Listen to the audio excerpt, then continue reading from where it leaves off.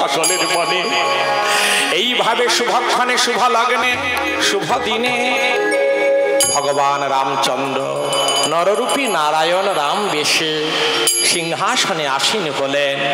গুরু বশিষ্ঠ, কুলগুরু বশিষ্ঠ দেব অন্যান্য মুনি ঋষিদের সহায়তায় বেদমন্ত্র ধ্বনিতে সেই ভগবান রামচন্দ্রকে সিংহাসনে বসিয়ে দিলেন গুরু বশিষ্ঠ। মস্তকে পরিয়ে দিলেন রাজ মুকুট, ললাটে পরিয়ে দিলেন রাজ টিকা। মা সীতা রানীর সাজে প্রভু রামের বামে গিয়ে বসলেন অযোধ্যার রাজ সিংহাসনে। দক্ষিণে লক্ষণ ছত্র ধারণ করে দাঁড়ালেন। ভরত শত্রুঘ্ন বামে চামর ব্যজন করতে লাগলেন। পদতলে ভক্ত হনুমানজি সীতারামের যুগল পদ সেবা করতে লাগলো। আহ, লক্ষ্মী নারায়ণের যুগল পদ সেবা করতে লাগলো। কি আনন্দ সকলের মনে। দেখো রে নয়া যুগল মিল,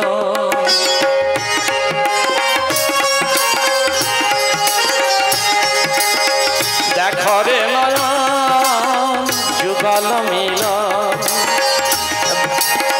রাম সীতা সিংহাসনে, মা জানকী সিংহাসনে, রাম সীতা সিংহাসনে বসেছে কেমন। দেখো রে নয়া যুগল মিল, দেখো রে নয়া।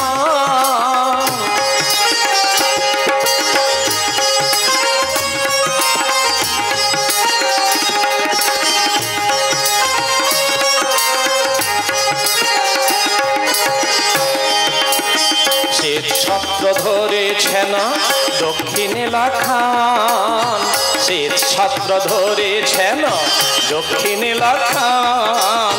শ্বেত চামর ব্যজন করেন ভরত শত্রুঘ্ন, মা জানকী বাম ভাগে পদে হনুমান।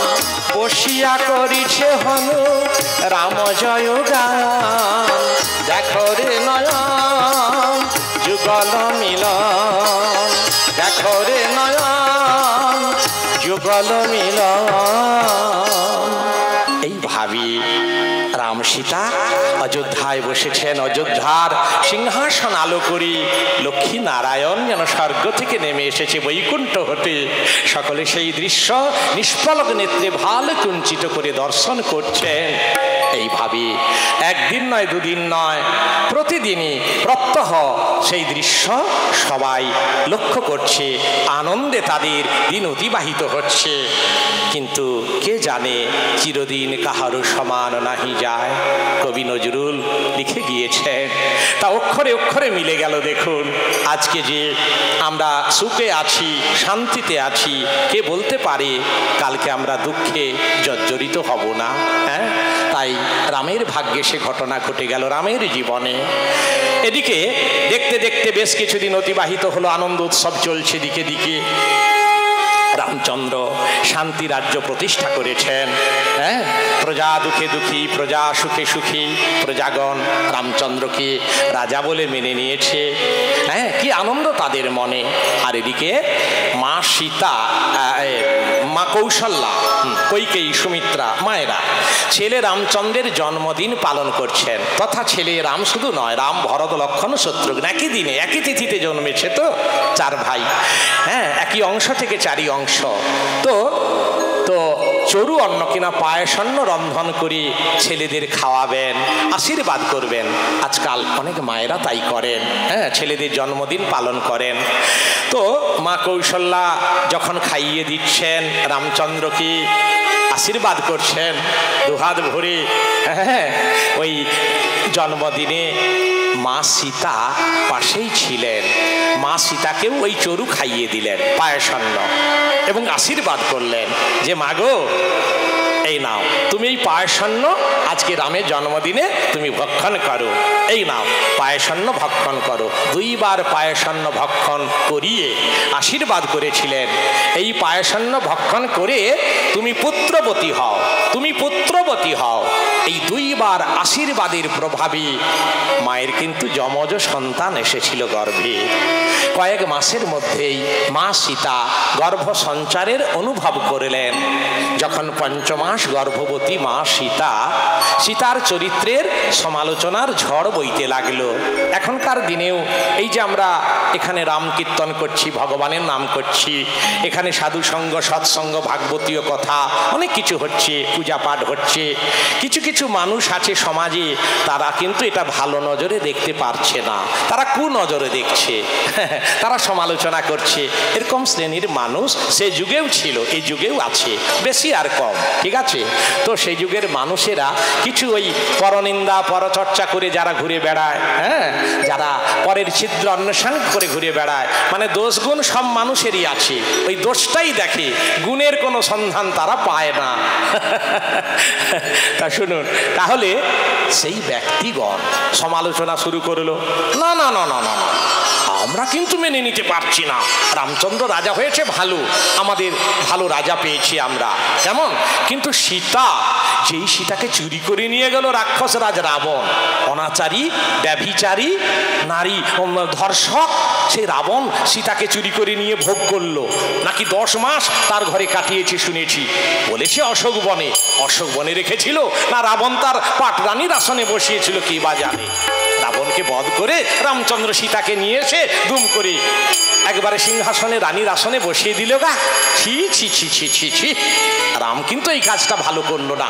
না না না না না, যথা হি কুরুতে রাজা প্রজাস্তদনুবর্ততে, রাজাগণ যে আচরণ করেন প্রজাগণ তাই করবে। রাম যদি আচরণ করে প্রজাগণ কেন করবে না? আমার বউকে যদি কেউ অপহরণ করে নিয়ে যায়, সে যদি তার শ্লীলতাহানি করে, আমি তাকে উদ্ধার করে তাকে যদি প্রায়শ্চিত্ত না করে তাকে আমি গ্রহণ করি, তাকে নিয়ে যদি আবার সংসার করি, লোকে নিন্দা করবে না যে একটা অসতী নারীকে কি করে বা স্থান দিতে পারে, কুলটা নারীকে কি করে বা আবার তাকে নিয়ে ঘর সংসার করতে পারে, এটা অপরে নিন্দা করবে। কিন্তু রামচন্দ্র এই কাজ করেছেন, তাহলে আমরা করব তাতে ক্ষতি কি? আমরাও সেই কাজ করব, ব্যভিচারী ওই অসতী কুলাটা মেয়েদেরকে এনে আমরা সংসার করব। রামচন্দ্র নিশ্চয়ই কিছু বলতে পারবে না, চলো তাহলে এটাই চলতে থাক। এই কথাটা দিকে দিকে প্রচার হতে লাগলো যে রামচন্দ্র কি করলেন, একজন অসতী সীতাকে বামে নিয়ে তিনি রানীর আসনে বসিয়ে দিলেন। এই কথাটা রামের কানে পৌঁছে গেল, কি করবেন? রাজা দশরথ বারবার বলেছিলেন, বাবা রাম, প্রজা সুখে সুখী, প্রজা দুঃখে দুঃখী, প্রজারা তোমার কোনো আচরণে যেন অসন্তুষ্ট না হয় বাবা, তোমার আচরণে যেন কোনো তারা দুঃখিত না হয়, সর্বদা তাদের সুখে রাখার চেষ্টা করবে বাবা। হ্যাঁ, কিন্তু আমার সুখটা বড় করে আমি কি দেখব? না না না না, আমার সুখ আমি বড় করে দেখব না। তাই মা সীতাও এই কথাটা জানতে পারলেন, তাই স্বামীকে যাতে সেই লজ্জার হাত থেকে রক্ষা করা যায়, যেটা সতীর ধর্ম, তিনিও মেনে নিলেন যে স্বামী, আমি সব বুঝতে পেরেছি, তোমার দুঃখের কারণ, তোমার ব্যথাটা কোথায় আমি বুঝতে পেরেছি, তবে আমি যাব মহামুনি বাল্মীকির তপবনে, সেখানে একটা ভালো পরিবেশের মধ্যে আমি দিন কাটাবো। আমার গর্ভের সন্তান তারা ভগবত কথা শুনবে, হরিনাম শুনবে, ঈশ্বরীয় চর্চার মধ্যে আমি দিন কাটাবো। সেখানে আমার গর্ভের সন্তান অতি সুন্দর হয়ে সে ভূমিষ্ঠ হবে, সেখানেই বড় হবে এবং মণিকুলে ঋষিকুলে তাদের আমি বড় করে তুলব। আমাকে কোনো দুঃখ না করে আমাকে সেখানে রেখে এসো। তাই হলো, শ্রীরামচন্দ্র তিনি সীতামাকে এইভাবে লক্ষণের হাত দিয়ে নির্বাসনে দেওয়ার ব্যবস্থা করলেন মহামুনি বাল্মীকির তপবনে।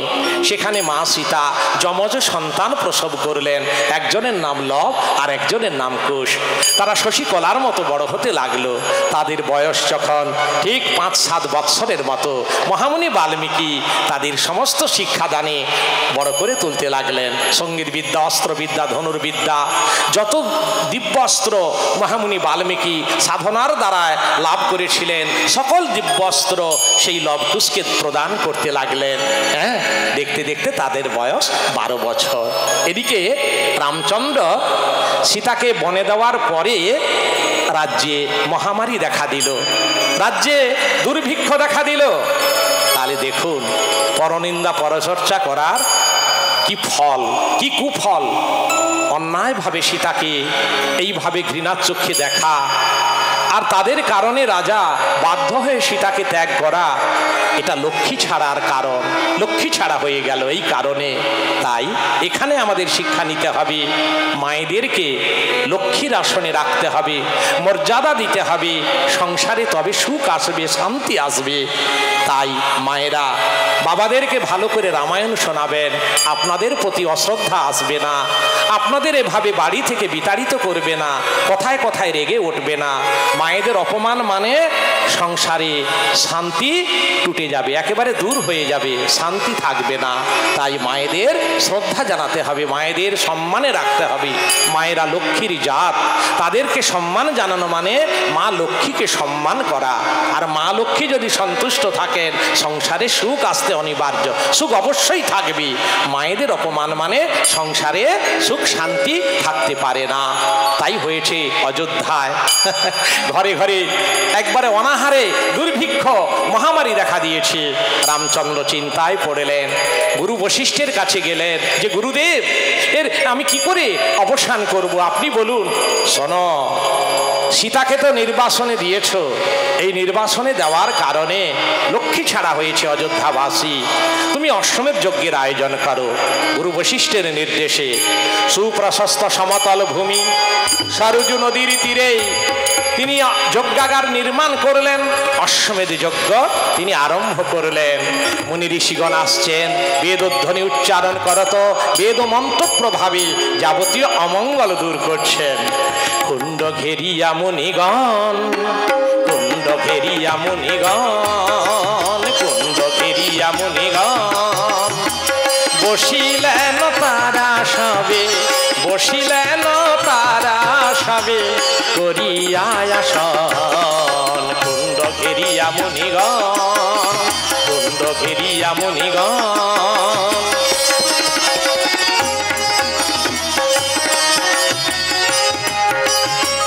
যজ্ঞ কুণ্ড ঘিরে যত মুনিগণ বসিলা, যজ্ঞ কুণ্ড ঘিরে যত মুনিগণ বসিল, এক এক বেদ ধ্বনি করিতে লাগিল।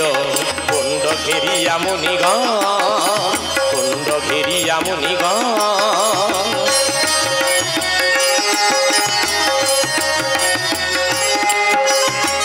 বেদ মন্ত্র উচ্চারণ করি একালে, বেদ মন্ত্র উচ্চারণ করি একালে, মন্ত্রের প্রভাবে অগ্নি, মন্ত্রের প্রভাবে অগ্নি আপনি সে জলে। কুণ্ড ঘেরিয়া মুনিগণ, কুণ্ড ঘেরিয়া মুনিগণ,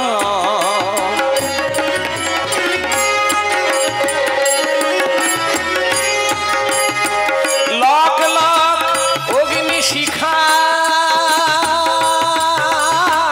শূন্যে উঠে গেল, লক লক অগ্নি শিখা শূন্যে উঠে গেল। স্বয়ং যজ্ঞের হোতায় আজি, স্বয়ং যজ্ঞের হোতায় আজি বিধাতা আসিল।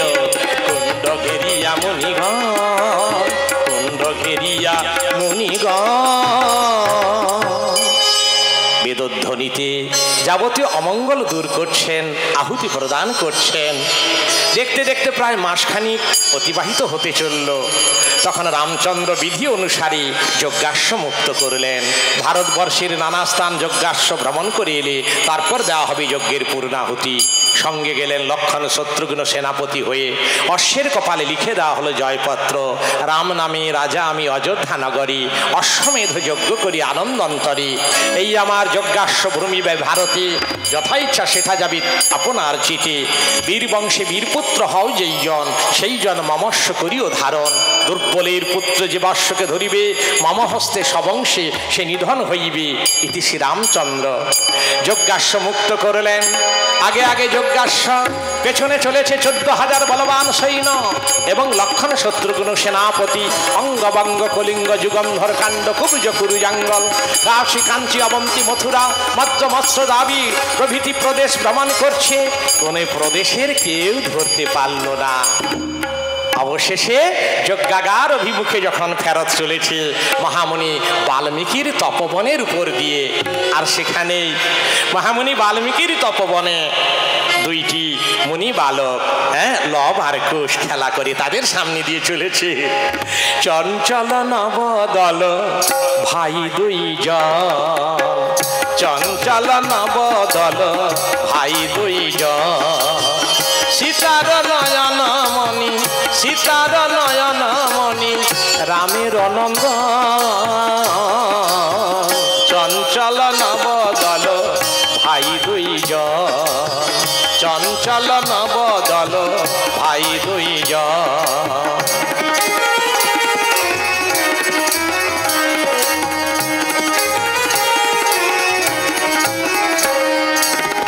যোগাসনে চেনেছে এলো তাহাদের কাছে, যোগাসনে চেনেছে এলো তাহাদের কাছে।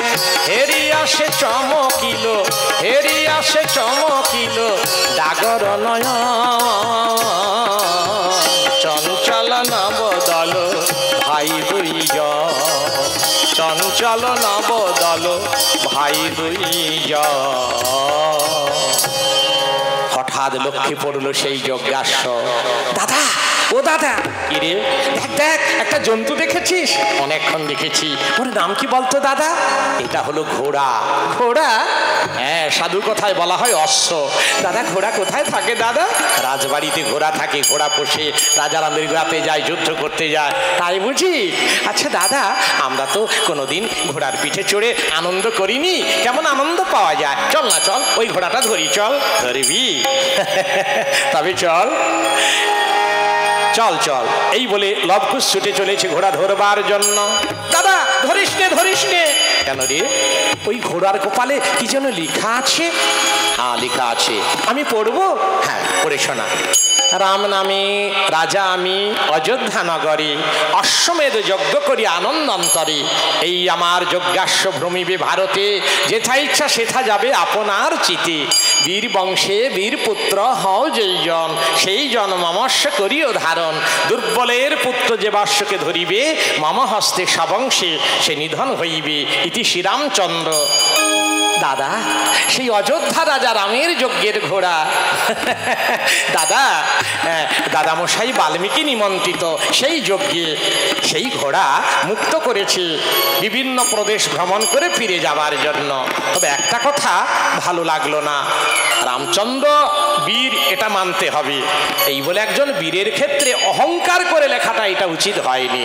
দাদা, দাদামশাই বলেছেন আমরাও নাকি বীরপুত্র, আয় না এই ঘোড়া ধরিয়া বানে বানে পরিচয় দেব, পৃথিবীতে আর কেউ বীরপুত্র আছে কি না। ধরবি? তবে ধর, চল। এতেকে বলিয়া জানকী নন্দন, এতেকে বলিয়া জানকী নন্দন, করে সরাসন ধরিলা, করে সরাসন ধরিল। বান হানিয়া লতাগুল ময়ানি, অশ্ববন্দী করিল। বান হানিয়া লতাগুল ময়ানি, অশ্ববন্দী করিল। অশ্বটি সহজে ধরা দিয়ে দিল। বৃক্ষের সঙ্গে লতাগুল্ম দিয়ে কোষে বেঁধে রাখলো। লক্ষ্মণ শত্রুঘ্ন দেখে অবাক হয়ে গেলেন, ভাবলেন কি বিভিন্ন প্রদেশ ভ্রমণ করে এসে কোনো প্রদেশের কেউ ধরল না, সামান্য ঋষি বালক এই অশ্ব ধরে ফেললো। এই শোনো সৈন্যগণ, তোমরা অপেক্ষা করো, এটা ঋষি প্রদেশ, এখানে ভালো শিক্ষা কেন্দ্র নেই, ভালো পাঠশালা নেই, ওরা অবুঝের মতো ঘোড়া ধরেছে, ওরা বুঝছে না, ওরা বুঝে না যেটা যজ্ঞের ঘোড়া, আমি বুঝিয়ে ঘোড়া মুক্ত করব। ঠিক আছে। লক্ষ্মণ শত্রুঘ্ন এগিয়ে গেলেন, অদূরেই দেখতে পেলেন কি অপূর্ব রূপজ্যোতি, বদন কমলে সীতামায়ের মুখচ্ছবি প্রকাশিত। আর সর্বাঙ্গ যেন রাম অঙ্গ জ্যোতিতে যেন প্রস্ফুটিত। কি সুন্দর! ওরে শত্রুঘ্ন, ওরে এরা কারা? এদের বদন কমলে চাইলে কেন আমার সীতামায়ের মুখচ্ছবি মন সায়রে ভেসে ওঠে। আমার সীতামাকে ঠিক 12 বছর আগে এই নির্বাসনে দিয়ে গিয়েছিলাম মহামুনি বাল্মীকির তপবনে। এই শিশুদের, এই বালকদের বয়স প্রায় 12 বছর, কিন্তু কারা এরা? এই বালকদের দেখে কেন আমার সীতামাকে পড়ে মনে। আমার মাকে রেখে গিয়েছিলাম এই বাল্মীকির বনে, কেন মাকে মনে পড়ে গো, মাকে মনে পড়ে গো, তারা এরা জানি না। বাল্মীকির তপবনে মাকে মনে পড়ে গো। কারা এরা? কারা দুটি ঋষি বালক? মারি মারি অপূর্ব রূপজ্যোতি। বালক, বালক দাদা, বোধহয় উনি রামচন্দ্র এসে পড়েছেন। বালক বালক বলছে, যা বলতে হয় আমি বলবো, তুই কিচ্ছু উত্তর দিবি না। বালক, কি বলছো বৃদ্ধ? আরে তোমরা তো বালকই বটে, আর বালক বললাম বলে আমাকে তোমরা ওই বৃদ্ধ বলে পরিহাস করলে। আচ্ছা বালক, তোমরা ঘোড়া ধরেছো? আগে দেখতেই তো পাচ্ছ আমরাই ঘোড়া ধরেছি। আচ্ছা আচ্ছা, তোমরা কি জানো এটা যজ্ঞের ঘোড়া? জানি মশাই, জেনে শুনেই তো ঘোড়া ধরেছি। জেনে শুনে ধরেছো? আগে হ্যাঁ মশাই।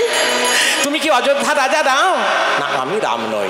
ও যা বাবা, তুমি রাম নও?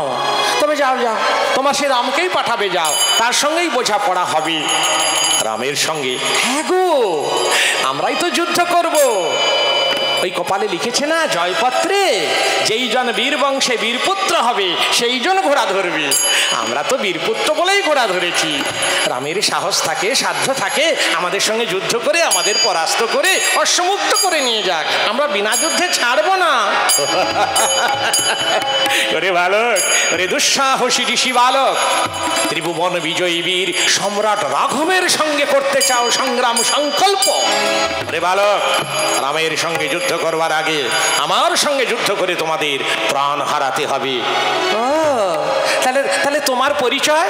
আমি হলাম রামানুজ লক্ষ্মণ। আচ্ছা, তুমি রাম নও, তুমি রামের ভাই লক্ষ্মণ। বেশ, তাহলে ধনুক ধরো, নাও যুদ্ধ করো, চলো। আমি প্রস্তুত বালক। আমরাও প্রস্তুত। লবকুশের সঙ্গে লক্ষণের তুমুল যুদ্ধ বেঁধে গেল। সৈন্য হতে দেবতাগণ দেখছেন, করি হুঙ্কার ধনু টঙ্কার, বলি মার মার হানিছে বাল। করি হুঙ্কার ধনু টঙ্কার, বলি মার মার হানিছে বাল। বন বন বেগি শন শন রবে মেদিনী কাঁপিছে বারংবার। বন বন বেগি শন শন রবে মেদিনী কাঁপিছে বারংবার। করি হুঙ্কার ধনু টঙ্কার, বলি মার মার হানিছে বাল। লক্ষণ মারে বান ডাকে সবে, তাহি মাংল তাহা দেখি হাসিছে জানকী নন্দন।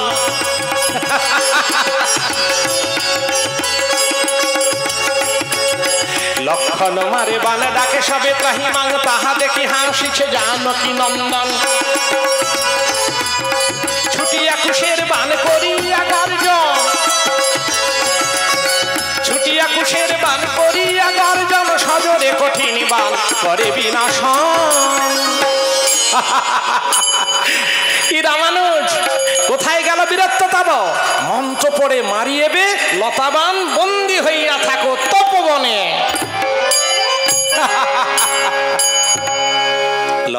শত্রুঘ্ন হলেন পরাজিত। হ্যাঁ, এদিকে অসংখ্য সৈন্য তারাও পরাজিত। রামচন্দ্রের কাছে ভগ্নদূত খবর নিয়ে গেল। রামচন্দ্র চিন্তায় পড়লেন, ভরতকে পাঠালেন, তিনিও পরাজিত, অসংখ্য সৈন্য। পরে হনুমান, সবাই যখন পরাস্ত, রামচন্দ্র সংকল্প নিলেন, আমাকে নিজেকেই যুদ্ধে যেতে হবে, আর আমি না গেলে অশ্ব উদ্ধার হবে না, আর অশ্ব মুক্ত করে না আনলে কখনো যজ্ঞ সম্পূর্ণ হবে না। তাই রামচন্দ্র সৈন্যবাহিনী নিয়ে রণসাজে সুসজ্জিত হয়ে বেরিয়ে পড়লেন। তিনি চললেন সরযূ নদীর তীরে, আর সরযূ নদী পার হয়ে প্রবেশ করলেন মহামুনি বাল্মীকির তপবনে। সেই রাম সৈন্যগণ রণহুঙ্কার ধনুটঙ্কারের শব্দ করতে করতে সমগ্র তপবন প্রকম্পিত করতে করতে চলেছে। রণসাজে সেজে রঘুনন্দন হুঙ্কারিয়া চলে সৈন্যগণ। রণসাজে সেজে রঘুনন্দন হুঙ্কারিয়া চলে সৈন্যগণ।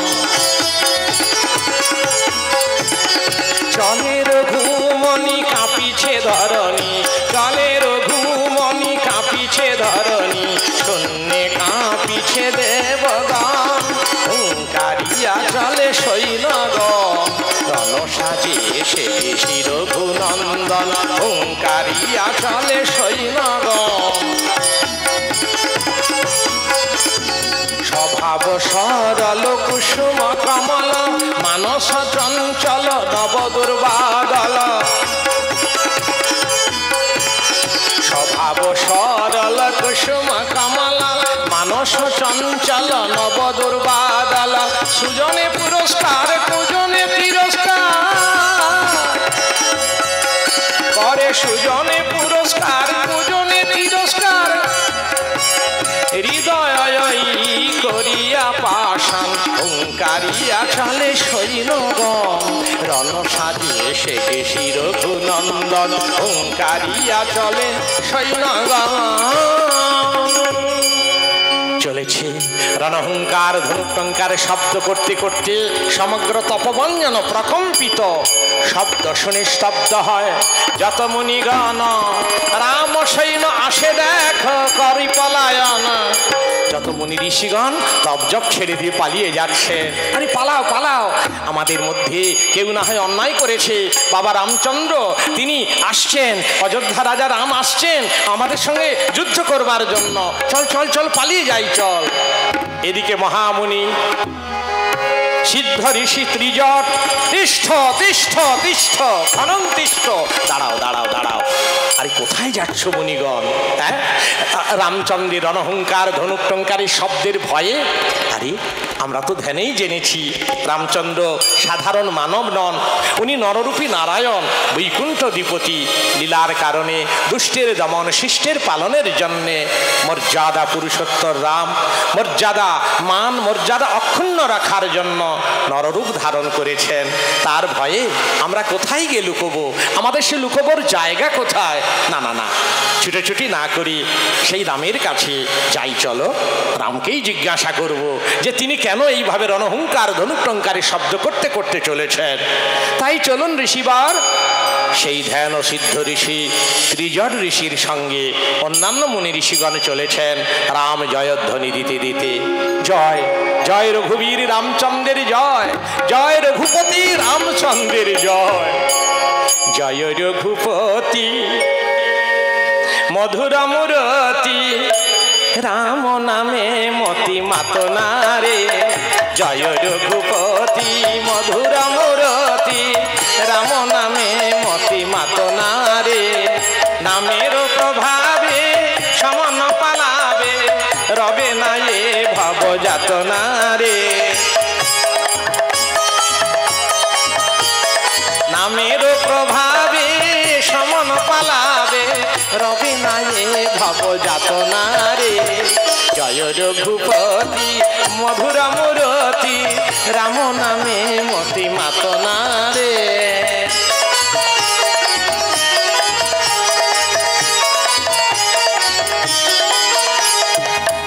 নাম সাগরে এ দেহ তারণী, ভাসাইয়া রাখ দিব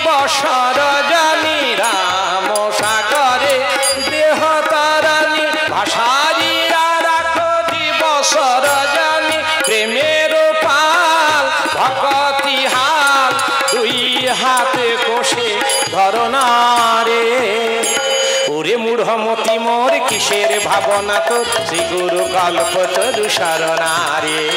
ওরে মূঢ়মতি মোর কিসের ভাবনা তোর শ্রী গুরু কল্পতরু শরণারে। জয় রঘুপতি মধুর মূরতি রাম নামে মতি মাতনা রে। রাম নামে মতি মাতনা রে। জয়স্তু জয়স্তু জয়স্তু। হে রাঘব তব জয় হোক জয় হোক। একই বনে ঋষিগণ, আপনারা ভয়ে ভীত সন্ত্রস্ত, প্রণাম চরণে ঋষিগণ। না না না বাবা, তুমি এভাবে আমাদের অপরাধী করো না। আমরা তোমার প্রণাম নেওয়ার যোগ্য নই। তবে একটা কথা জানতে এসেছি, এই বিপুল সৈন্যবাহিনী নিয়ে এই তপবনে আসবার উদ্দেশ্য কি, এটা বলো দয়াময়। ঋষিগণ, আপনারা বুঝি জানেন না, আপনাদেরই তপবনে এ দুই ঋষি বালক আমার যজ্ঞাস্য ধরেছে। আমার ভাইয়েরা, আমার সৈন্যগণ পরাস্ত। এসেছি ওই বালকদের সঙ্গে যুদ্ধ করে ওদের পরাস্ত করে আমি অযোধ্যায় যাব, যজ্ঞ সম্পূর্ণ করব। দয়াময়, আমাদেরই তপবনে তোমার অশ্ব ধরবে, কারো সাহস বা সাধ্য হবে না। অন্য কোথাও কেউ ধরেছে দেখো বাবা ঠাকুর। ঋষিগণ, আমি মিছে কথা বলছি না। আমার সঙ্গে আমার ভগ্নদূত আছে। বালক দুটি নাকি দেখতে কিছুটা আমারই মতো। হ্যাঁ, এবারে মনে পড়েছে বাবা, ঠিক তোমারই মতো দেখতে তারা। হ্যাঁ, তুমি যেমন এক রাম দাঁড়িয়ে আছো, তাদেরকে দেখলে মনে হবে যেন যেন দুই রাম দাঁড়িয়ে আছে। ঠিক তোমারই মতো দেখতে বাবা। বাবা, যদি তারাই ধরে থাকে, বিনা যুদ্ধে অশ্বমুক্ত করবার ব্যবস্থা করব। রণহুঙ্কার ধনুটঙ্কারের শব্দ করে তুমি আমাদের তপস্যায় বিঘ্ন উৎপাদন করো না বাবা। কেমন? রামচন্দ্রকে সান্ত্বনা বাক্যে শান্ত দিয়ে সান্ত্বনা করে চলে গেলেন। কেমন? সান্ত্বনা বাক্যে শান্ত করে চলে গেলেন ঋষিগণ। আর এদিকে লবকুশ, দাদা ও দাদা, রামের তো 3 ভাইকে বেঁধেছি, এইবার এলে কে আসবি বলতো দাদা? এবার এলে রামচন্দ্র নিজে আসবে রে। কি করবি তাহলে? যুদ্ধ করতে হবে। ও দাদা, রামচন্দ্র রাজা, যাই বলি না কেন আমরা তো বালক।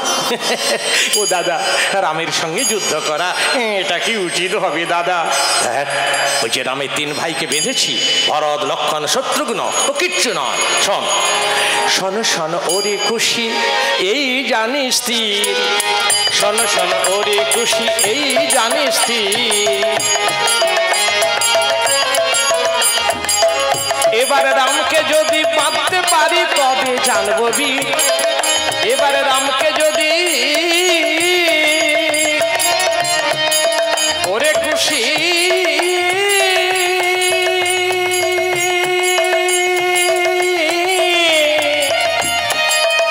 ওরে খুশি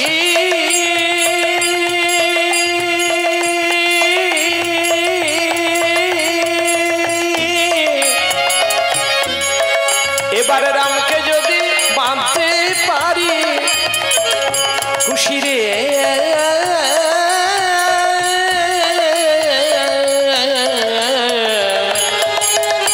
এবারে রামকে যদি বাঁধতে পারি তবে জানবো বীর। ওরা বীর হয়েছি, ওরে তবে জানবো বীর হয়েছি, তবে জানবো। ওরা রামকে যদি বাঁধতে পারি, ওরে রামকে যদি বাঁধতে পারি তবে জানবো বীর হয়েছি। দাদা, তা বাঁধতে পারবো না কেন? রাম তো দূরের কথা, রামের বাবা এলেও ছাড়বো না। আচ্ছা দাদা, রামকে বেঁধে তারপর কি করবি? সে আমি মনে মনে ঠিক করে রেখেছি ভাই। আহা বল না, তারপরে কি করবি? তবে শোন, রামকে বেঁধে অযোধ্যাতে আমি রাজা হব। রামকে বেঁধে অযোধ্যাতে আমি রাজা হব। জনম দুঃখিনী মাকে নিয়ে রাজমাতা করিব। ওরে দুঃখিনী সীতা মাকে নিয়ে রাজমাতা করিব।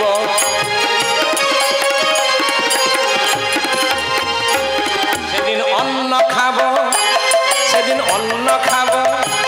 ওরে উদরপুরে অন্ন খাব।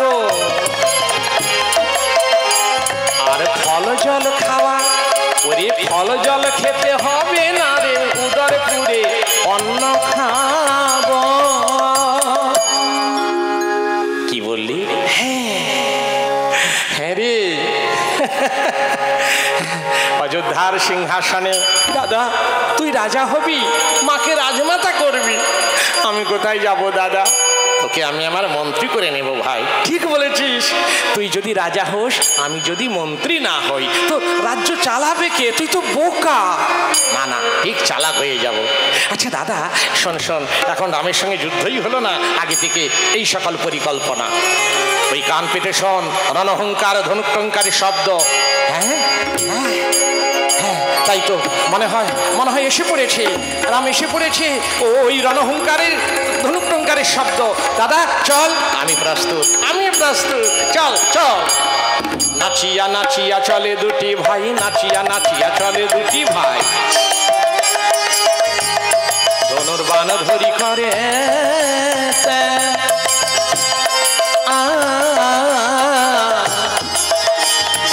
ধনুর্বাণ ধরি করে, আহা নেচে নেচে যায় গো, তারা নেচে নেচে যায় গো, নেচে নেচে। ওই যে সীতা মায়ের নয়ন, তারা নেচে নেচে যায় গো। ধনুর্বাণ ধরি করে, নেচে নেচে যায় গো, ধনুর্বাণ ধরি করে। নাচিয়া নাচিয়া চলে দুটি ভাই, নাচিয়া নাচিয়া আহা ধনুর্বাণ ধরি করে। আহা যাইতে যাইতে কিনা যাইতে যাইতে, আহা যাইতে যাইতে রামের সনে দেখা হয়ে গেল পথেতে, যাইতে যাইতে রামের সনে দেখা হয়ে গেল পথেতে। দাঁড়ালো তারা, দাঁড়ালো তারা, আহা থমকিয়ে দাঁড়ালো তারা, থমকিয়ে। আমার সীতা মায়ের নয়ন তারা, আহা সীতা মায়ের নয়ন তারা, থমকিয়ে দাঁড়ালো তারা। রামচন্দ্রকে দর্শন করে অদূরেই থমকে দাঁড়ালো। দাদা ওই তো উনি বোধহয় স্বয়ং রাম এসে গিয়েছে। অযোধ্যা রাজা রাম, ভালো করে দেখ, রাজা রাজা ভাব, রাজাই বলে মনে হয়। আমারও তাই মন বলছে ভাই। এদিকে রামচন্দ্র অদূরে সেই বালকদেরকে নাচতে নাচতে এসে থেমে যাওয়া দেখে চমকে উঠলেন।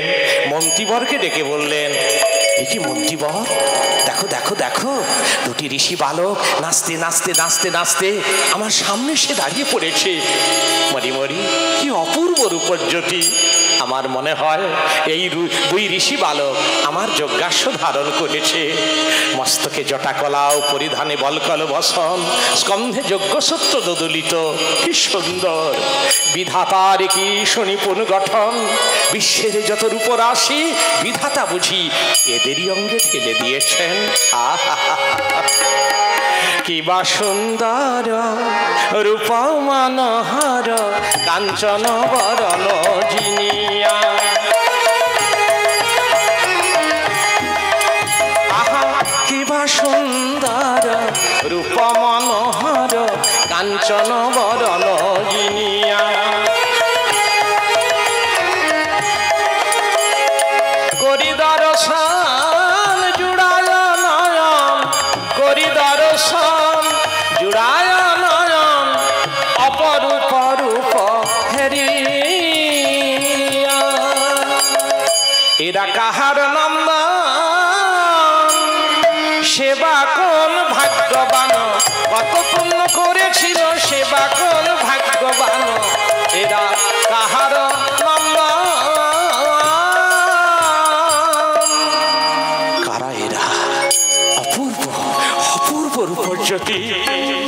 এদের বদন কমলে চাইলে কেন সীতার মুখচ্ছবি ওদের বদন কমলে প্রস্ফুটিত। সীতার কথা বারবার কেন মনে পড়ে? তবে কি এরা সীতার গর্ভজাত সন্তান, ভূমিষ্ঠ হয়ে এত বড় হয়েছে, তাই বাকি জানে। বালক বালক বালক, দাদা উনি বোধহয় রাম বালক বালক বলছে, যা উত্তর দিতে হয় আমি দেব। বালক কি বলছে রাজন? বালক কারা তোমরা? এই তপবনে কিবা পরিচয়? তা তুমিও তো তপবনে এসেছো, তোমার কি পরিচয়? হায় সর্বনাশ! আমি জিজ্ঞেস করলাম, আমি ওদের প্রশ্ন করলাম, আর ওরা আবার ঘুরে আমাকেই প্রশ্ন করছে আমার পরিচয় কি। ভারী চালাক বালক। আমি হলাম অযোধ্যা রাজা, আমার নাম রাম। ও, তুমি অযোধ্যা রাজা? তুমি সেই রাম? হ্যাঁ, আমি সেই রাম। বাবা, খুব ভালো। তা শোনো শোনো রাম, হে অযোধ্যা রাজা, আমরা তোমার যজ্ঞাশ্বধারী ঋষি বালক। ঋষি বালক? হ্যাঁ গো, আমরা ঋষি বালক, মহামুনি বাল্মীকির আশ্রিত। বেশ বেশ বেশ। তাহলে তোমরা কি জাতি, কোথায় বসতি, কি আহার করো, আর কে বা তোমাদের পিতামাতা? একটু পরিচয়টা দাও। সে কি গো, অশ্ব ভালে লিখেছো, যেই জন বীর বংশে বীরপুত্র হবে সেই জন অশ্ব ধরবে, এখন আবার ওই পরিচয় টরিচয় কেন? ভালো, তোমাদের বদন কমল দেখে মনে হয় যেন তোমাদের সঙ্গে আমার কোনো নিকট সম্পর্ক জড়িয়ে আছে, তা একটু পরিচয়টা দাও। আচ্ছা, তবে শোনো, বনবাসী মোরা শোনো রঘুরাই, বনবাসী মোরা শোনো রঘুরাই, পত্রের কুটিরে থাকি দুটি ভাই, পত্রের কুটিরে থাকি দুটি ভাই, বনবাসী মোরা শোনো রঘুরাই।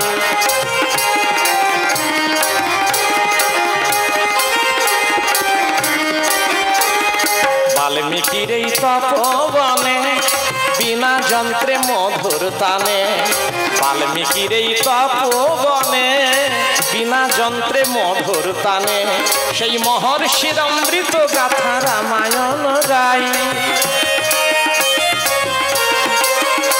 সেই মহর্ষির অমৃত গাথা রামায়ণ গাই, বনবাসী মোরা শোনো রঘুরাই, বনবাসী মোরা শোনো রঘুরাই।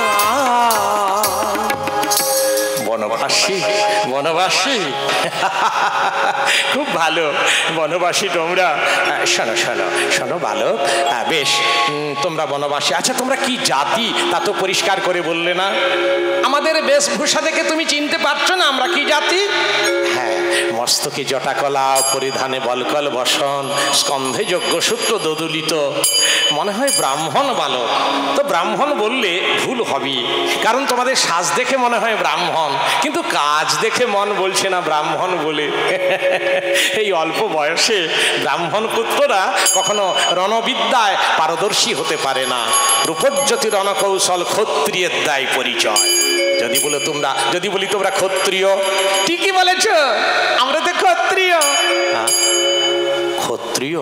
ওই তো তুমি বলছো আমরা ক্ষত্রিয়। আমি বললাম বলে তোমরা সায় দিয়ে দিলে। হ্যাঁ, তুমি তো বললে ক্ষত্রিয়। আচ্ছা, তাই যদি হয়, আচ্ছা তাহলে তোমরা বনবাসে আছো কেন? তুমি কি বলতে চাও ক্ষত্রিয়রা কখনো বনে যায় না? না, ক্ষত্রিয় বনে বাস করে না, ভীত হয়ে থাকে না, প্রাণপণে যুদ্ধ করে। আচ্ছা, তাই তাই বুঝি। তাহলে আমাদের কথা ছেড়ে দাও, তুমি তোমার কথাটা আগে ধরো। আমার কথা?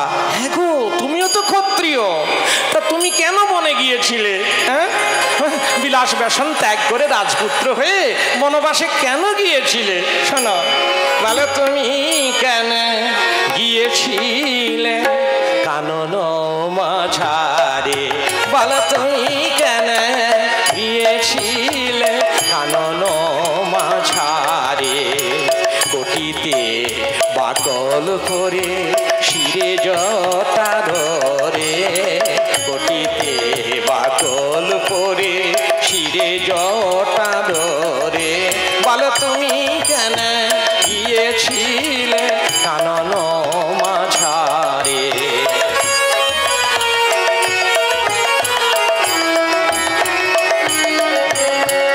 ভোজন করিতে ফল শয্যা ছিল ভূমিতল, ভোজন করিতে ফল শয্যা ছিল ভূমিতল, কুটির বাঁধিয়াছিলে গোদাবরী তীরে, আবার কুটির বাঁধিয়াছিলে গোদাবরী তীরে, বল তুমি কেন গিয়েছিলে কানন ছাড়ে বলো তুমি কেন গিয়েছিলে?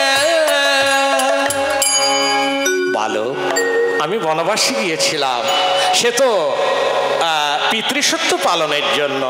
তোমরা কেন বনে আছো বালক? দাদামশাই বলেন ওই একই কথা, আমাদের যিনি পিতা আমাদের দিয়েছে এই বনবাসে। বনবাসে কি বললি বালক? তোমাদের পিতা তোমাদের বনবাসে দিয়েছে?